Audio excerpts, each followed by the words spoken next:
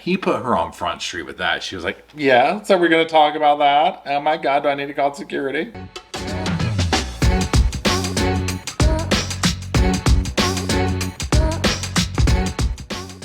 Hello, Sofa Squad, and welcome back to the sofa, or the rocking chair, I should say. Yes, we are still in the mountains. Depending on when you see this, it's probably going to get spread out some, so no, I'm probably back home by now. But we are filming lots of stuff here in the mountains because I'm sorry, I love the ambiance. I love the wood wall. I love the lamp. I love the Dolly Parton vibe. Thank you very much. Okay, now let's get on to today's video. Yeah. If you follow me, you know I have the live chat channel, and we watched this interview verbatim, like from start to finish. Within the first 30 seconds, y'all, my mouth was on the damn floor. To the point that one reason why it's taking me so long to do this is I was like, I don't know how to trim this down. Every 5 seconds of video, you're like, So what I've done is this.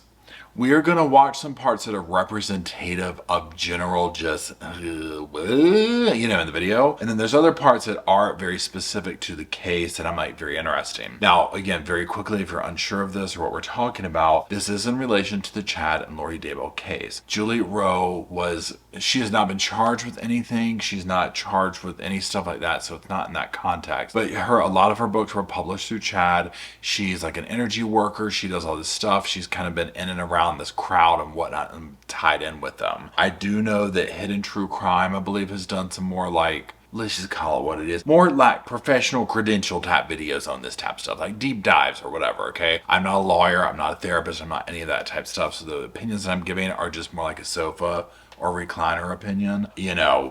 Reporting live from the damn recliner or the damn rocking chair. I mean, it is what it is. So just know that I'm just forming my own opinion on public information here. If you do want more of like I said, a therapist type thing, I would go over there. Or do both. You don't have to pick sides, good Lord. But, just if you want that filter. So over here, we're going to get petty. That's the best way to say it, okay? We're about to get petty over here, okay? So just so you know my bias with this, Julie produces all these books. She has all these kind of very fringe beliefs. And whenever I go over this, all I can literally think about are the children and the victims at the center of this. And I feel like these belief systems and whatnot are a huge part of that reasoning. Now, again, I'm not trying to say that Julie had something to do with that or anything of that nature. She didn't. She was never charged with anything. But I just think in general, these systems placed in here. But you'll also hear her explain how she differentiates herself from Chad and them. So there's that. That's per her. We will be watching the videotape of this. I'm aging myself. I'm saying the clips of it. First of all, shout out to damn Nate Eaton, okay? I say this whenever I cover his stuff, but I will say it again. Y'all, this man is a real deal, okay? I've had the honor of meeting him at CrimeCon, him and his wife. Y'all, absolutely wonderful human beings, okay? Then you want to get into the professional level of things. Amazing reporter. Even if you just listen to him talk about the damn weather, y'all, he's going to be good. Okay, so follow him on all the platforms. Secondly, y'all, and I swear to God, I want to send him a DM on like wherever you do that at, okay? I guess Twitter or something, and be like send him send somebody a coffee or something like that, and be like, dude, please go enjoy a dinner out or something like this on the Sofa Squad, because the poker face that this man kept right here throughout this whole video interview, asking dead ass serious questions, and just let her talk. And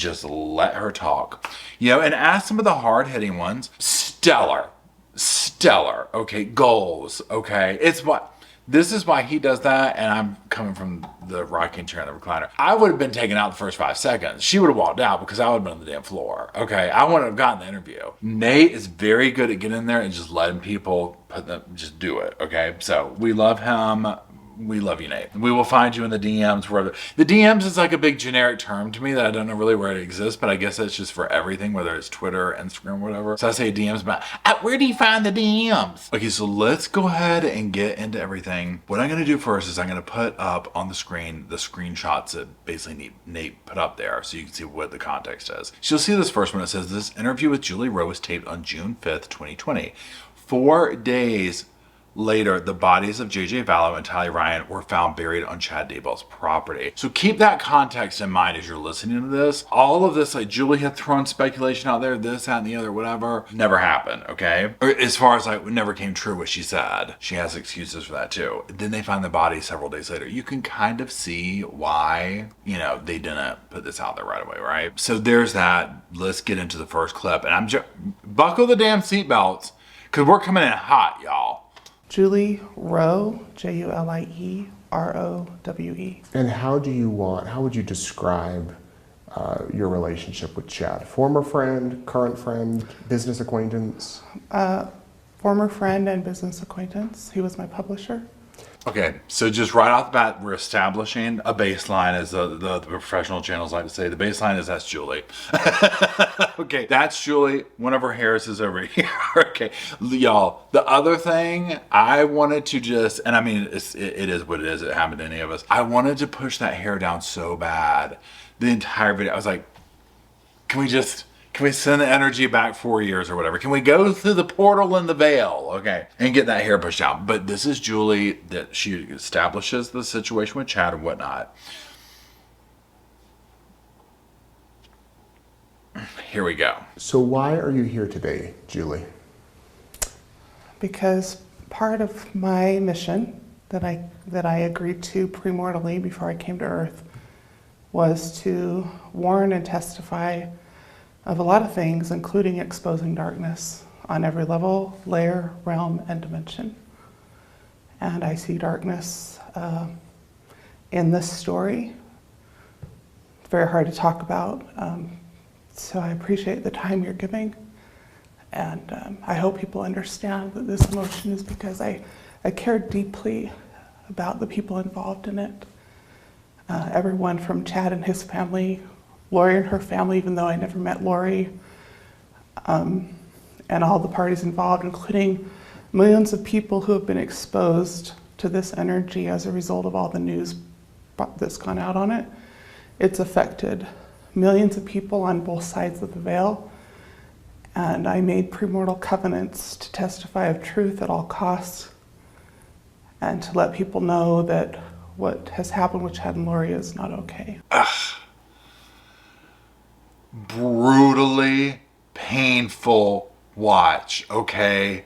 I'm talking, we need some damn comp, was that workman's comp pay up in here or something, or hazard damn pay something? Y'all, it just got worse. Okay, so there you go. Just stretch that out for an hour and a half, and that's a damn interview right there, okay? So, again, this is a few days before, you know, her friends, Chad, Lori, all this drama goes down. We don't know what happened to the kids. But you hear the beliefs coming out. These are very similar things, if you haven't followed this, that we hear coming out of Chad, coming out of Lori, this stuff, the veil, you know, the visions, the this, the that I was given this instruction. One really big thing with this crowd seems to be their belief that they have special privileged information from like the other side to bestow upon us down here, right? Now, Julie will say in her defense that later on that, you know, Chad basically took a little bit of a gift and tried to make it something really big. I think I have the clip, but in case we don't end up covering it in here. So yeah, there's that. Let's keep going to the next clip. For those not familiar with the words premortal, you mean before Right. This life on Before Earth. this life, we lived in spirit realm.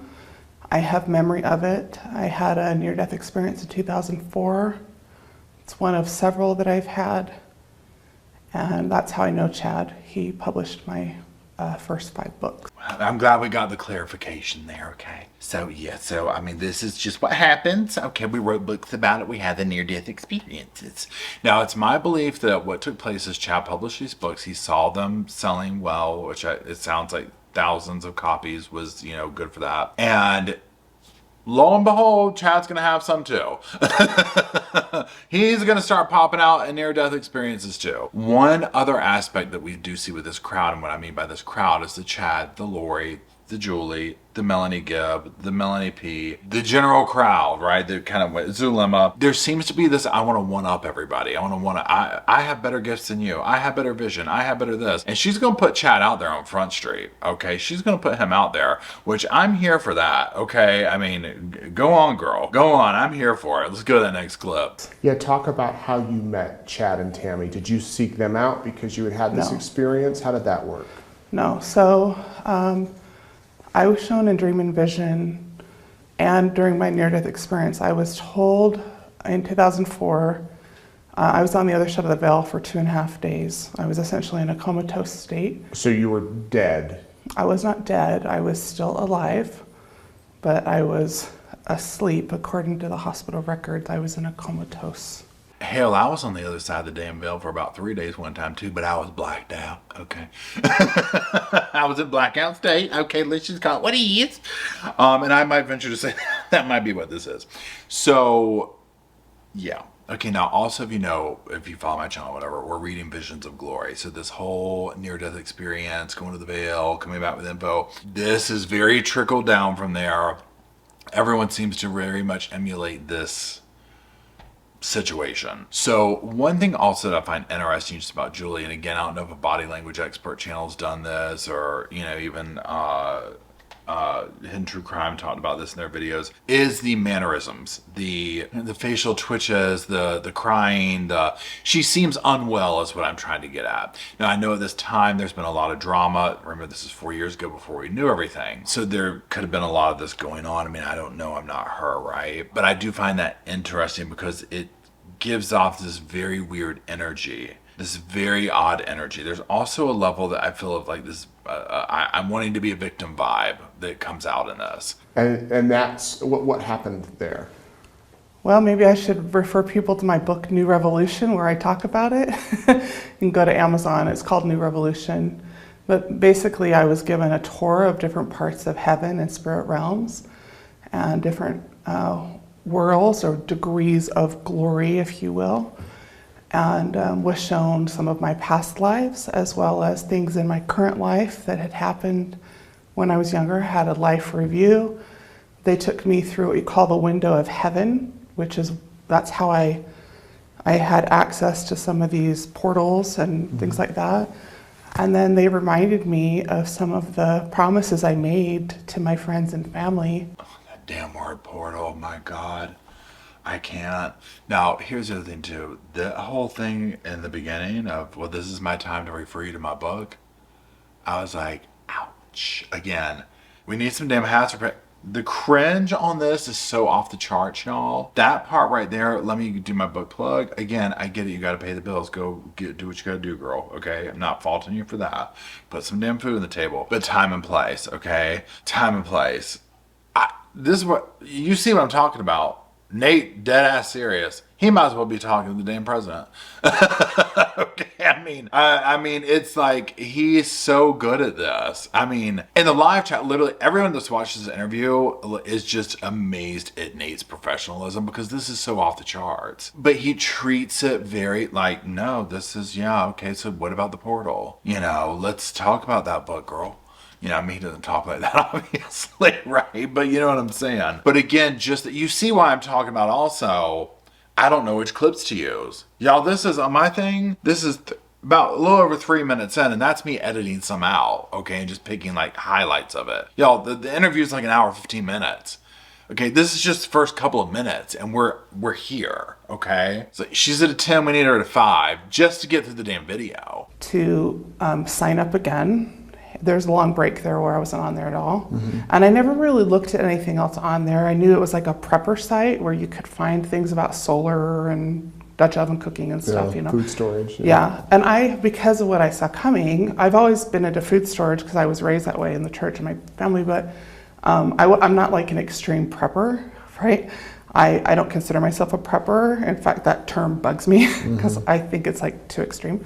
Okay, so she thinks that the word prepper is too extreme, too much. The irony does not pass me by on this. Okay. Now she's talking about, if I'm correct, either a vow or preparing the people or something, like one of their websites is very geared to this prepping and all this. If you follow these cases, also, I know that there's hold on, let me just restart that thought. When it comes down to what these belief systems are they're talking about versus like, say, and I don't even know if this is the proper way to say this, but like traditional Mormon or LDS and that kind of stuff. There's clearly a difference. Now I'm not familiar with either of them. I'm going based on, honestly, a lot of conversations that I've had with many of you, whether it be the comment sections or emails that might have grown up in the church. And I'm like, oh yeah, A, B, and C is over here. But the food prepping and all this seems to be kind of a standard, right? And so, okay, great. But again, the level that she takes us to and just the things that she says, oh, I think that's extreme. Oh, I think this is that. But yet you're over here. Do you not have any self-awareness that the things you might be saying, talking about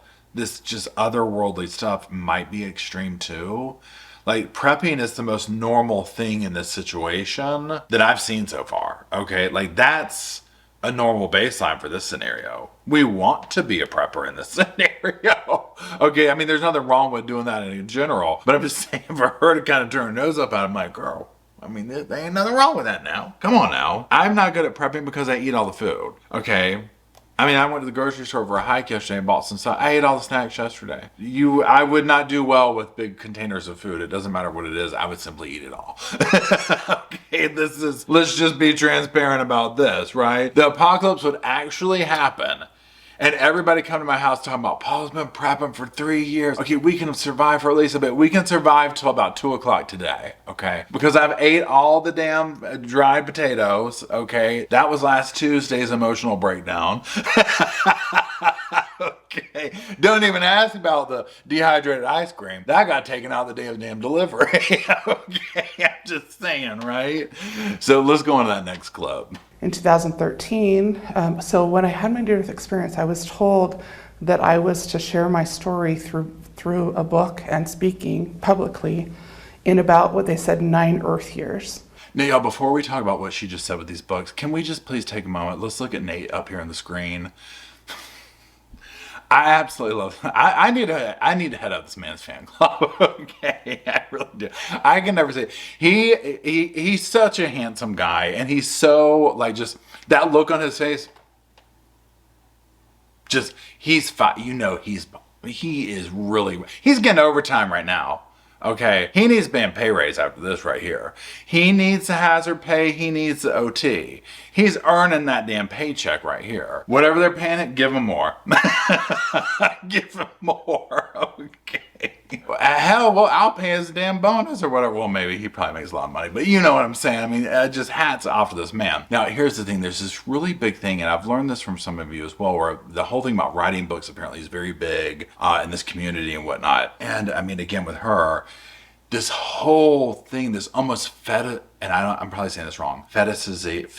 It's like they've made it like a fetish. It seems like, remember in Chad's book or his dirty text messaging to Lori, where he's all like talking about, she sold so many books. Oh, good Lord, I was titillated. You know, you're just like, what is up with this fetish of selling these books? Like, it's like foreplay or whatever. And so she's talking about it too. Now, I'm not getting that creepy vibe in this particular thing here, but it's just of interest to me how big that is. And like, they just keep talking about this and keep talking about it. And I'm also like, okay, well, of course you saw from the veil that you're supposed to sell books and make money off this, right? Now, she didn't say the money part, but I mean, again, I ain't got nothing wrong with put some damn food on the table. I get it, but don't make it more than what it is. And I was laughing at the 9 Earth years because my husband's like, if you say 9 Earth years, you sound like a weirdo. And I said, well, that's what they said to me because there's a lot of other planets in the galaxy. I mean, 9 Earth years, no. So many other things have made the weirdo thing before we even got to that, okay? Just being honest here. What she's talking about is this messages she got or whatever, and like what she's supposed to come back and say, and they're saying 9 Earth years, and she's like, oh, I have to say it because that's what I was told. And he's like, people are gonna think you're crazy. And she's like, they already do, it doesn't matter. Again, this is just more of the behaviors and whatnot, just kind of putting these up as examples, or not behaviors, but just the beliefs and like the messages coming through. A lot of very, for me, it's very physical. In fact, last night, because of this interview, I was up half the night just being physically attacked, very physical. Like physically? Like yes. by things you see? By demons and unclean spirits, yes.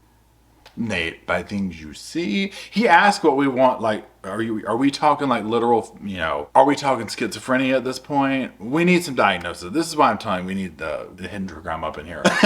We need to finish the diagnosis on this. I mean, I know nobody can do that without seeing them or whatever, but you know what I'm saying? It literally ventures into that if you go verbatim, where I'm like, are you truly seeing stuff? Like this battle of good and evil? Like, huh? Like, what's going on? You know what I'm saying? It doesn't make sense. And they're attacking you. I can sometimes see them. Usually I feel them, and they'll choke me, sit on me, squeeze me, punch me. Yeah. There will be people that hear that and think you're crazy. Yes, they will, but people already think I'm crazy, so they can think what they want. Yeah. I mean, can't roll my damn eyes hard enough. They'll sit on me and do that. They'll sit on me and force me to write books and sell them all night long.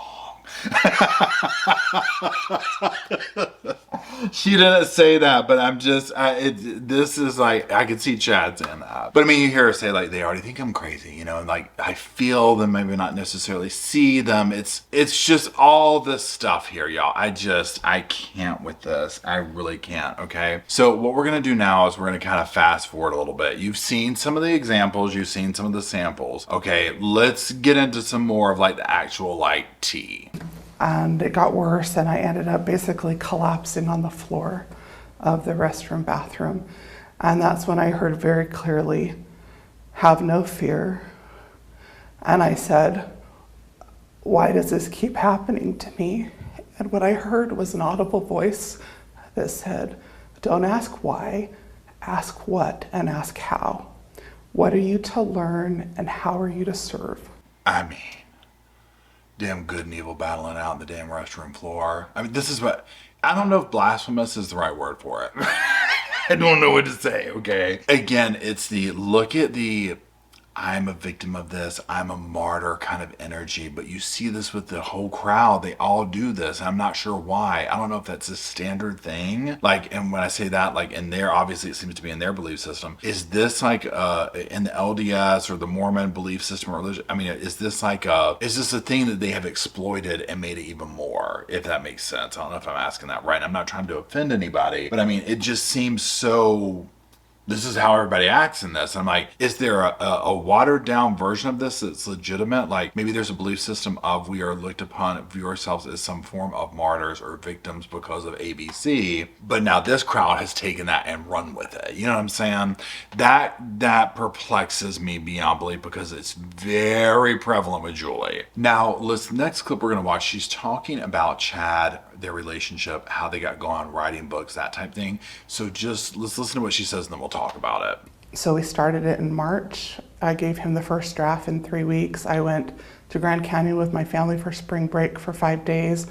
He did initial edits, and it went to press 3 weeks later after that. And so it went to press in April of 14 and came out early to mid-May of 14. Now again, this is the book talk, right? This is the foreplay, whatever you want to call it. This is where I truly do believe that Chad grifted her. I really do. I think that she was kind of a blueprint for a lot of Chad's stuff, and he grifted her. So let's keep going. And from what I understand, your first book did pretty well. Yeah, I'm not sure how many copies we sold. Thousands. No, I don't know about in the world of self-publishing, is that's major, bad, good, indifferent, or whatever, right? I don't know. But I mean, I would think if you're selling these books in thousands, to me, is at minimum 3,000. Now that could have been 2,100, right? We don't know. Or it could have been 6,000. I mean, who knows? I'm sure she sold a lot more continuing on forth with this type talk and behavior and whatnot. Now that the case is blown up or whatever, I'm sure it's a money-making thing, right? But I could see where Chad would be like, oh, we just sold, I'm making this up, 5,000 copies. I'm gonna have my damn near-death experience. I've got something to say. He saw a way in. It's almost like they each kind of did this with each other. What happened with your relationship with Chad? So it was a gradual drifting apart. We finished publishing my book in the summer of 2017. And then we did the podcast book shortly after that. It was kind of going on simultaneously. And we didn't have any more books. And I had been shown in vision and told at that time that the actual title of my biography that would come out and go more worldwide, or at least in the United States, was going to be a different title. It was called Gifted for a Purpose, and Chad turned that title down. Actually, Eric Smith came up with that title, and I was told very clearly, this is the book, this is the title, and there are certain things in it. Chad wouldn't include certain things in the biography. They always did the design covers, but the first 2 books I saw in vision, and then he found the pictures on the internet and presented them to me, and I said, yeah, that's it. So there were some really good experiences on a spiritual level with him. With Rising Above the Flames, I didn't have the experience. He saw it in vision, he picked it out, Tammy designed it, presented it to me, and I really didn't care for it. It's got this big eye on it, but the Spirit said, this is what it's supposed to be right now.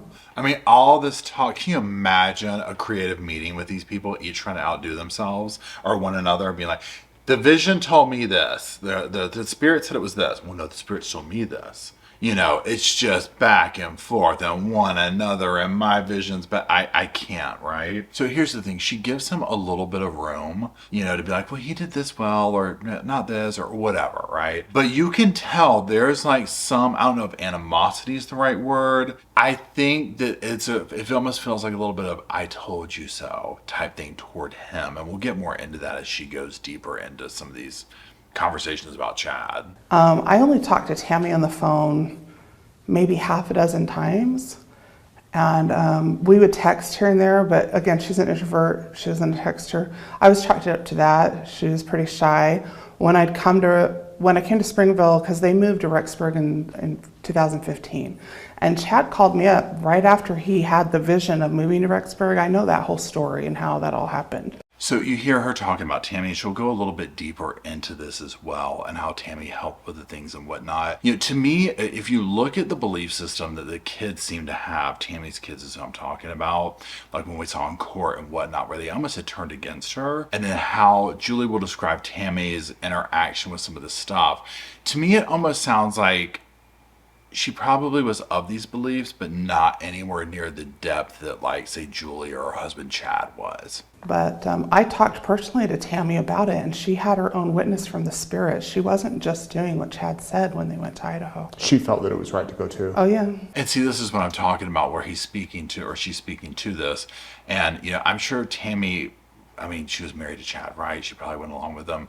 But to me, I just almost got this vibe where she just wasn't into it as much as like Chad was. I mean, I don't know any other way to say that. It's almost like I'm kind of going along with type thing. Like, yes, this is this, but like, where's Chad? I mean, was willing to take lives over it. I mean, obviously, Tammy was not one of those type people, right? She was very in tune. She didn't have the same gifts that Chad had, but she has one of the best hearts of anybody I ever met, and very, very, very kind. Now, this sounds very on brand. You can kind of get this sense, even though I've never met her, only seen pictures. You just get a very warm vibe off of her. And it just makes you wonder what she would have to say if she was able to kind of see how her children ended up behaving in court and talking about her and all those things. What would you say Chad's gifts are? Being a visionary? He's visionary. He has some gift of hearing. And he, you know, I know he's going to watch this. He's not going to like that I say this, and he's probably sitting out there. Truthfully, as I got to know him, I realized that I had more gifts, that mine were more expansive, that my gift of hearing was sharper. You mean gift of hearing the Spirit? Yes, gift of Okay. hearing the Spirit. So there's different hearing gifts and sight gifts. Okay, so what I find interesting about this is like if you notice a lot of the questions that he asks about Chad and whatnot, she immediately diverts back to herself. So in here, she's like, you know what, he had a couple of gifts, but mine were better. You know, that's the animosity that I'm talking about that I pick up here. Almost like I told you so, nanny boo boo. Because I can imagine Chad was probably the type of person that was very egotistical. And so like the downfall of him was probably pleasurable in a sense, in that way of like, oh, how wonderful are you now? How great were those gifts? That type thing. So if he is a visionary, why didn't he foresee all of everything that's happened? Right. I can't answer that for Chad, but I can tell how it works for me. Did you foresee any of this? I heard that how do I explain that? I mean, y'all, again, what I say, immediately turns it right back around to herself. I did this. How did you hear it? You know, and you're just like, she's stumbling all over the place. It's just like, okay. You know what I'm saying? It's cringy. But again, there just seems to be almost like this competition, and not just specifically her. I mean, obviously I'm talking specifically about her because of the video, but in and amongst this crowd altogether, they were very competitive as to who had more gifts, who was better, so on and so forth. I did not foresee, and I still have not seen exactly what happened to Tammy and the kids. I'm being blocked from that. The Lord tells me that is for my protection and that I am being unveiled more. So we're all veiled. And there's not a single visionary on the planet that sees everything. I mean, how could they, right? Again, very convenient. There's always an answer for everything to kind of, you know, get away from this. Oh, but that's for my protection. I didn't see. One of the big things going on here is that she was incorrect about her prediction or whatever, which, I mean, of course they're going to be, right? But this is a very big ego blow, you can tell, to her. And she just goes on and on about it. It's just like, I mean, was anybody really believing this anyways? The window, it was like a beachfront property, and I could see the beach, the sand, and then they showed me a scene where the kids were at the beach and Tylee was with them, and there were other adults in the room. I could sense them and feel them, but they didn't show me who they actually were. Well, then they showed me Chad and Lori in Hawaii at the beach. The room I saw was different. I would see them at a resort, and then I saw them in some other room, but I couldn't tell exactly if they're in the same room.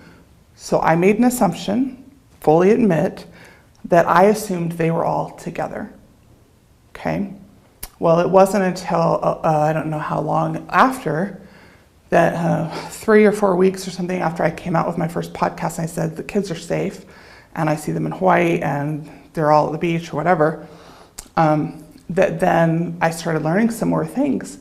And the Spirit said, you need to like listen better. You need to, there's some other things you need to learn here. Ouch. This is what I'm talking about. It's like, she takes it so seriously, and anybody in and amongst this little crowd of theirs does as well. You know, it's like, yeah, you're honestly just using this situation to sit here and probably get views or whatever you want to call it, incorrectly predicting this type of stuff. I mean, granted, a lot of people are like, I think this, I think that, I get that, but I mean, there's a difference between saying, I'm being told this from like spirits or whatever, right? It's just, I mean, come on. Obviously, 4 days later, the answer would come, and then they would know exactly what did happen to the kids, which, as we know, is very tragic. Yeah, but this is the thing I'm talking about, and one thing that we did the live chat, like I said earlier, and a few people were like, God, they just, they're so serious, this crowd, and they are. They're so incredibly serious at all times. They take themselves so utterly seriously. And from afar, the things they're talking about just seem so over the top and so ridiculous. But then how much they take, how serious they take it is concerning, you know, because I'm just like, how did we arrive here? You know, just the fact that any of this seems valid blows my mind. Then time goes on and Alex dies, and I see Alex, and he's in an even darker dimension, like way darker than Charles. And so I'm trying to make sense of what I'm seeing in the energy as the story is unfolding, as more evidence is coming out. Now, again, this is like another very quick, easy way to do. Like, I'm trying to make more, you know, whatever, make sense of it as more evidence comes out. This is what everybody else is doing, but we're not trying to pretend like we have some psychic powers over it. I mean, I know some people did or whatever, but she's also talking about Alex. Now, if you remember, Alex is Lori's late brother. I personally believe they had something to do with it, but nobody's ever been charged. His death was ruled natural. I can't with that, right? But it is what it is. And the emotions I felt from Alex, when I would try to talk to Alex, like Alex wouldn't even talk to me. He was so angry and he wanted nothing to do with me. He just was so angry. And he felt betrayal, a lot of anger, some hatred, frustration, lots of shame. I mean, and these are things that I would hope and expect him to feel if that was real, right? I mean, look at the things that he did. Look at how he was used. Look at how the rabbit hole he went down, all the carnage he left behind, all in the name of Lori and Chad. I don't think it takes a rocket scientist to go out on a limb that those would be some feelings that would be there if he were able to express those from wherever he is at. What do you think now? What happened to Tammy and the kids? I don't know. I just know it hurts. And I know that Tammy continues to ask me to speak whatever truth I do know. And I know that when I look at Lori and Chad's countenances, their auric layers, I can see auric colors, their entire countenance have changed. I mean, this is the part where I'm like, the facial expressions, the no eye contact, the bringing Tammy's name up, numbers for Lori and Chad, it just seems so off. It seems so unwell, it doesn't sit right with me to be continuing to almost like a blasphemous type thing of Tammy's talking to me. It feels wrong, right? It feels insulting. And I'm not even related to her, you know what I'm saying? I don't think her kids would probably feel that same way because we saw how that played out in court. But it just seems really icky. Now granted, this was 4 years ago, and I don't know if she's still doing this and saying that Tammy's talking to her and whatnot, but it just seems very inappropriate, I guess is the word I'm looking for. Yeah, why do you have security? Since going public with my story, I've just had death threats and a lot of security issues. Creepy men. I've called the cabal out and they've threatened me 3 or 4 times. So, are you worried for your life? No. No. I used to be. I just feel like she loves the attention, right? At the center of it, I just feel like she loves the attention. Creepy men and this and that, and I have security and that. I just feel like there's that dynamic going on here too. We clearly saw that with Lori. I don't know about Chad, to a certain level, but it played out differently. But Lori definitely, any attention was good attention with this crowd, right? They absolutely loved it. Think back to Melanie Gibbon, all those interviews she did with the police. It was like she was giving a speech, just absolutely loved that, vibe of all eyes on her type thing. Disgusting energies I've seen is what Chad did with the knowledge he'd been given. He was given this much knowledge and he tried to make it into this much knowledge, and most of this is gross. We can agree there, Miss Julie. Amen, praise Jesus, whatever you need to say. Now whether you believe that he was really, given a gift or whatever, but definitely he tried to make it way more than it was. And it was gross. It was yucky. It was nasty. Do you miss your membership in the church? Yes, kind of. I am... When were you excommunicated? April 9th of 2019. 2019, so a year ago. Mm-hmm. A little over a year ago, yeah. It still hurts. She was taken aback by him asking that. He put her on Front Street with that. She was like, yeah, so we're going to talk about that? Oh my God, do I need to call security? But she was excommunicated from the church. She'll talk about it a little bit more here. Clearly it bothers her. And this would be, nobody wants that to happen, right? I get that regardless of whatever. But yeah, she was very taken aback by him asking that. She was insulted, embarrassed. It's very different to see that coming from her. I love the Lord with all of my heart. I love Father. I love Mother. I love my family name. I will do anything for them. I know that I was called premortally to do this work, that I'm still being called to do it, and that I accepted, and that it comes at cost. I also know that in the book of Isaiah, it prophesies of the last days, the book of Revelations, 2nd and 3rd Nephi, and the book of Mormon, book of Joel, of where we are in the last days prior to the Lord's return. And I witness and testify that he is coming in my lifetime. I don't know when. The beginning of that part where she's like, oh, the Lord, and all that, it's like the theatrics of it, right? They're very theatrical, very dramatic crowd. And it's very frustrating to watch or whatever. And she'll kind of use these powers that be or knowledge that be as almost like a weapon, if you will. Almost like I'd hate to see this happen kind of a vibe. Let's continue. This is what pains me the most. They can excommunicate me, but it pains me to see them aligning with global elites in the UN. It pains me to see that they're teaching some false doctrines. But again, it's all been prophesied. It's all been planned for. See, that's what I'm talking about right there. Where she's like, they do what they want to with me. Put me up on the cross.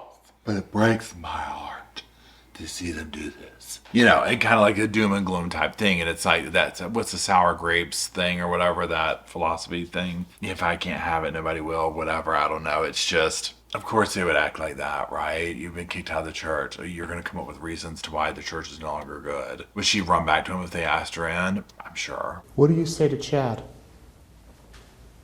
I say, I love you, Chad, and I'm really, really sorry.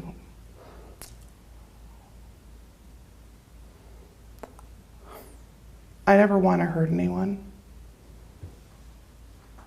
Just by speaking out in the last several months, it hurts people. But he's hurt a lot of people, and I hope that he will hear me, that I'm not doing this from a place of vindictiveness. And Tammy has asked me to try to wake him up. Again, back with Tammy.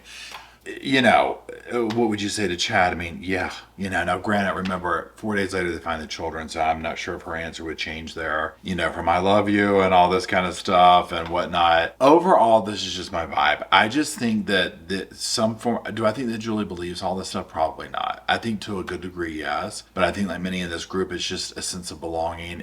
They've gone down almost like the algorithm of this so much that they've gotten lost in it. And clearly it's caused memberships to the church, it's caused lives, right? Now again, I'm not saying that Julie was responsible for that, but this belief system I do feel is, you know, and them utilizing it for personal gain. You know, a minute ago I said, do I think she would go back to the church? And I'm like, well, yeah, probably so, but she probably makes enough money now to where it's like, well, why bother? Money is a motivating factor with this crowd, clearly with Lori and Chad, right? I mean, look at the things they did to garner money illegally. Look at how much of a love relationship they had with it. I mean, my gosh. So listening to this, again, like I said in the beginning, for me, it's frustrating because at the center of it, people lost their lives over this stuff, right? You know, this, I mean, just how deep was this going to go? If the lives hadn't been taken, how much further was this going to go? Because it can only get so absurd before it's just you're in like La La Land, right? And this is La La Land, okay? I don't know. I mean, to me, this is way out there. So overall, just to sum it back up, with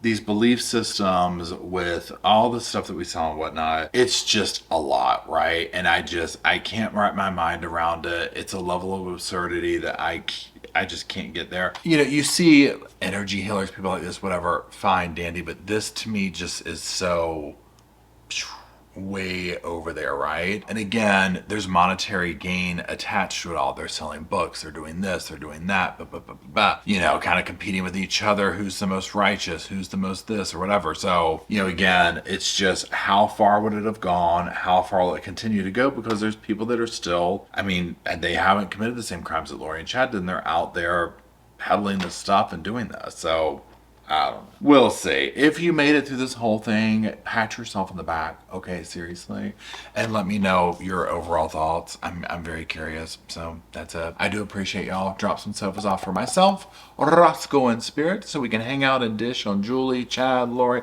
Sarah Boone, all of them that we talk about here at the Sofa Squad. And until we meander our way down to the comment section to do that, I'll see y'all soon. I just wanted to say thank you again for watching the whole video, and also thank you for being part of the Sofa Squad. Special thanks to all the Patreon members, channel members from both of my channels, everybody who likes, shares, subscribes, comments in the comment sections. It helps the channel out so much. Now don't forget, I do have that other channel, the podcast channel. That's where we go live, we hang out, we talk. We have kind of sort of a schedule, but just be sure and check it out. I'll put it up here on the screen. Also, if you're looking for merch, be sure to check out my Teespring store. I'll put that up here. And then, like I said in the beginning of the video, if you want to follow me and Roscoe on the Instagram, go on, check it out. It's right here on the screen again. But once again, thank you very much. I really appreciate you being part of the Sofa Squad, and I'll see you in the next video.